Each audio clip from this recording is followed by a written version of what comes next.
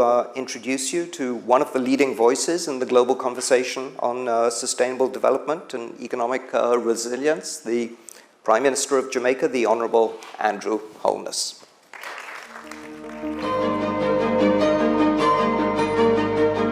And you've had a long history now of really struggling to put things back in order in your country. You've succeeded in reducing your debt ratios by half. Unemployment has come down to fairly low levels. Inflation has come down. So lots of successes. Tell us a little bit about how you were able to do that. Well, firstly, it's the building of social and political consensus. That's absolutely important. And that starts with the country taking responsibility. We have to put our house in order. And then we have to strike global and international partnerships. We struck a very good partnership with the IMF and the World Bank. And we focused on a development program, which was sponsored by both the IMF and the World Bank. And then the government committed to a fiscal path and stuck to it. Clearly, the COVID pandemic would have set us back.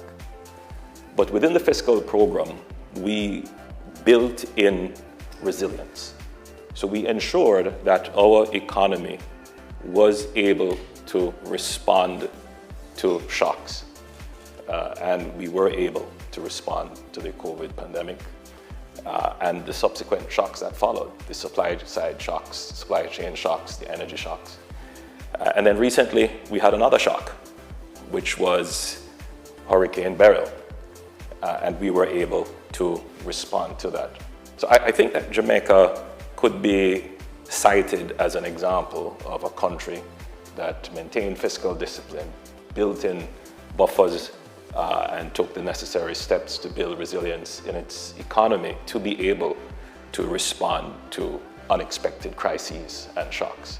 But that's just the first stage of the economy, of our economic development. The second stage now is how do we get the economy to grow rapidly, to deliver on the prosperity promise to our people? And that's the challenge. And that is where we tie in all of the SDG goals. How do we get our economy to be able to deliver on the SDG goals? And a key part of that is growth. And I believe that the multilateral financial system has a role to play in taking a very forward-leaning posture in ensuring that the global financial architecture is supportive of countries like Jamaica that have made the sacrifice, that are putting in the effort to ensure that that sacrifice and effort results in growth. You know, we're here, the UN Secretary General has called for an SDG stimulus plan. You yourself are a co-chair of the SDG stimulus leadership group that the SG has appointed. Everybody is saying we need more fiscal space in order to be able to implement an SDG stimulus. Yet you've also talked about the need for fiscal resilience in your own program. How do you square those? What advice do you have for other countries that are now wrestling with this tension between, on the one hand, trying to drive their programs towards achievement of the SDGs, and on the other hand, being very concerned that they not go out of the boundaries of prudent fiscal policies? Well, just using the Jamaica experience, capacity building is very important, particularly in the management of the economy. And secondly, leveraging the private sector. I don't believe enough is done in bringing in private sector resources in helping countries to achieve their SDG goals. And I believe that the multilaterals have a role to play in how we can leverage the private sector resources, particularly by de-risking some private sector investments and by helping to direct and create the incentives for pointing private sector investments in areas of investment that align with global public goods. My advice, well, from my experience, is that good fiscal management should not be seen as a trade-off for achieving the SDGs. I think you need to have good fiscal management in order to be able to sustainably achieve the SDGs. And have you seen private investment starting to return to Jamaica? What kind of de-risking programs that you mentioned? Well, generally, I would say that the global headwinds have created some uncertainties, difficulties for most countries. The high interest rate environment that is existing globally. So investors are generally trying to find safe havens. So in the short term, you may see some softening of interest in some developing countries. But I think that should return quite quickly as the developed countries signal that they're going to reduce their interest rates. So my own view is that in terms of de-risking, the multilaterals could play an important role in helping countries with guarantees, in helping countries with bringing together the necessary investment expertise. I think those two things would reduce the risk of investments coming into developed countries. Now, you talked about capacity building. Is that capacity building in the public sector or in the private sector? You know, it's both. When we start to talk about investments for adaptation and taking on very complex capital investment projects, many developed countries don't have the technical expertise to do it either in the public sector or in the private sector. And so support in this regard would be very useful. We're here, New York, high-level week, summit of the future. We just have a pact for the future.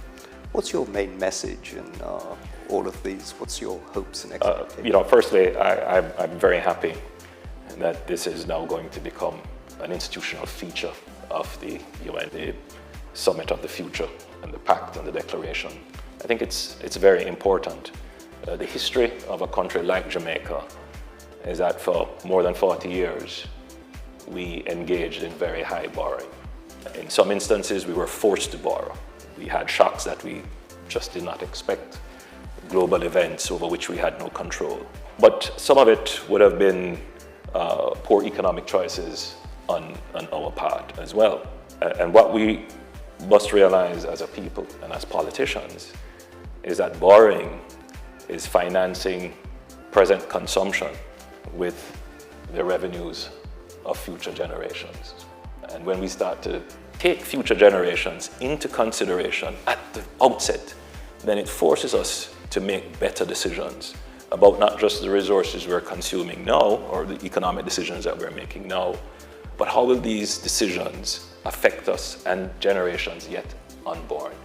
And I think that this is a very important step in integrating upfront in decision making for politicians and for global institutions about how do we plan not just for the generations that exist, not just for the political concerns that exist today, but for the futures yet unborn.